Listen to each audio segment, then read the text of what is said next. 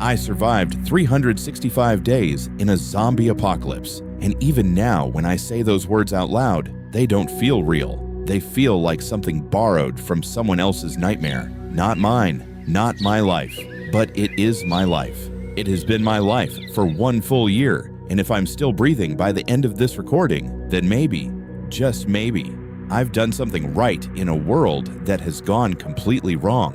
1 year ago, I was nobody special. I woke up late for work, complained about traffic, and scrolled through my phone while pretending I had time for everything I kept postponing. I had plans. Everyone did. I thought I was building a future. I thought there would always be a tomorrow waiting for me. Then the news started. At first, it was nothing serious. A strange outbreak in a distant city. Videos online showing people acting violently in the streets. The media called it mass hysteria. Government said it was under control. Doctors appeared on television telling us not to panic. I remember laughing at it with my friends. We made jokes about it. We said it was just another internet hoax. Another short-lived panic that would disappear in a week. We were wrong. Within days, entire cities went silent. No communication, no electricity, no broadcast, just empty signals and broken reports that made less and less sense. And then came the first real footage that couldn't be denied. People, but not people anymore, walking through crowds, attacking anything that moved. No fear, no hesitation, just hunger. The word infection started appearing everywhere, but it wasn't just an infection, it was something else, something we didn't understand. By the time the military got involved, it was already too late. Roads were blocked, airports were shut down, borders collapsed like they were made of paper. And in the middle of all that chaos, I was still at home, watching the world end through a glowing screen, thinking I still had time to prepare. I didn't. The first night everything changed for me is burned into my memory. The power went out just after midnight. No warning, no flicker, just darkness swallowing the entire city in a single breath. The sound of the world outside my window had changed instantly. Sirens that used to echo through the streets were gone. Car engines stopped, music disappeared. Even the constant hum of electricity that I never noticed before was gone. And then came the screaming. Not one voice, not two, hundreds, thousands, all at once, some close, some far, some cut off mid-scream like something had grabbed them and pulled them into silence. I stood at my window and watched the city die. People were running through the streets, but they weren't running together. They were running from each other. Some were being chased, others were chasing, and the ones chasing, they didn't move like humans anymore. Their bodies twisted in unnatural ways, fast, jerky, broken. I locked every door in my apartment that night. I turned off all the lights and sat in complete darkness, listening to the end of everything I had ever known. By morning, I was alone, or at least I thought I was. The first week was about survival in the most basic sense. Food, water, silence. I stayed inside, watching the streets through cracks in the curtains. The infected didn't leave. They wandered, always wandering, like something inside them was searching for something it could never find again. I learned quickly that sound was death. A dropped can, a closing door, even breathing too loud near an open window. Everything mattered. On the 6th day, I ran out of bottled water. That was my first real step outside. I still remember standing at my apartment door, hand on the handle, frozen for almost 10 minutes. Not because I was brave, but because I wasn't. I was terrified. I knew that once I opened that door, nothing would ever be the same again. When I finally stepped into the hallway, the smell hit me first. Rot, blood, smoke. Everything mixed together in a way that made my stomach turn instantly. The building was empty. Except it wasn't. On the 2nd floor, I heard movement. Slow, dragging footsteps. Then a sound I will never forget. A voice calling my name. It wasn't possible. I told myself it wasn't possible. Everyone from my building should have been gone or dead. But still, the voice repeated my name again. Closer this time. I didn't answer. I didn't move. I just ran. I ran through stairwells, past broken doors, down into a parking garage that was already half collapsed. And when I finally reached the outside, the world hit me like a physical force. The city wasn't just abandoned, it was taken. Cars were crashed into each other like toys. Fires still burned in places where buildings had collapsed. Bodies lay in the streets, some still twitching, some completely still, and some not quite dead enough. That was the first time I saw them clearly in daylight.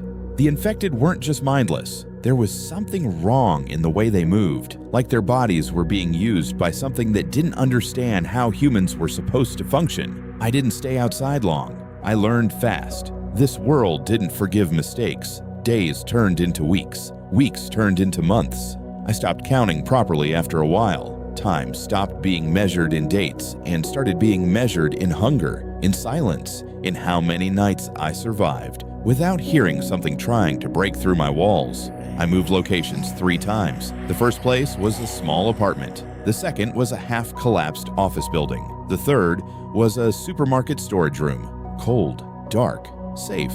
For a while, I found other survivors, or I think I did. Some of them didn't last long. Some of them were already infected without knowing it. And some were worse than the infected. There is something you learn after a while in this world. The monsters are not always the ones that are infected. There were groups, people who adapted too well, people who stopped seeing others as human. They built walls, claimed territory, and decided that survival meant eliminating anyone outside their circle. I avoided them whenever I could, but not always successfully.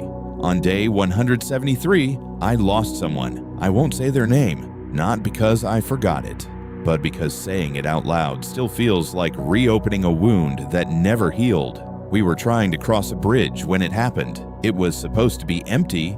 It wasn't. A group opened fire without warning. No negotiation, no hesitation, just bullets cutting through the air like final judgments. I remember running. I remember screaming. I remember grabbing their hand and then losing it. After that, I stopped trusting distance, stopped trusting sound, stopped trusting hope, and yet I kept going because somehow I was still alive. Now today, after 365 days, I am sitting in a place I don't even know the name of anymore. The walls are cracked, the windows are covered, the air smells like dust and old rain. My hands are shaking as I speak into a recorder I found months ago. Why am I recording this?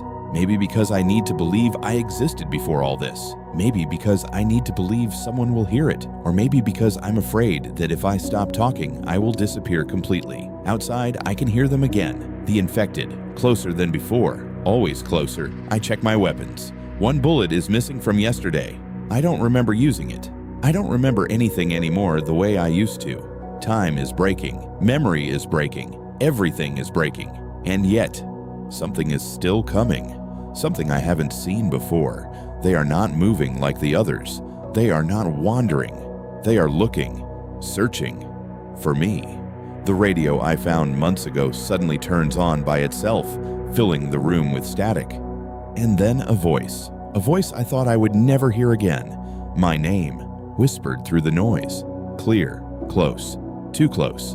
And then I survived 365 days in a zombie apocalypse. The moment that voice came through the radio, everything inside me froze because I knew that voice was not just a memory, it was something alive, something impossible. Static filled the room like a living thing, crawling through the walls, and then my name came again, clearer this time, as if someone was standing right behind me. I turned slowly, expecting to see nothing, but the shadows in the corner of the room were no longer still. The door I had sealed days ago began to shake, not violently, but rhythmically, like someone was knocking in a pattern they knew I would understand. Outside, the infected stopped moving at the same time. All of them, as if they were listening to the same signal I was hearing. My breathing became louder than the entire world, and I realized I was not alone in this building anymore. Not even for a second. The radio crackled one last time and said, "We found you," in a voice that sounded exactly like mine. The lights flickered even though there was no power left in this city, and for the first time in a year, I felt something watching me from inside the walls. I raised my weapon, but my hands did not feel like they belonged to me anymore, and I understood then that the 365 days were never survival. They were preparation. And just before everything went silent again, the door stopped shaking, not because it gave up, but because it had already opened.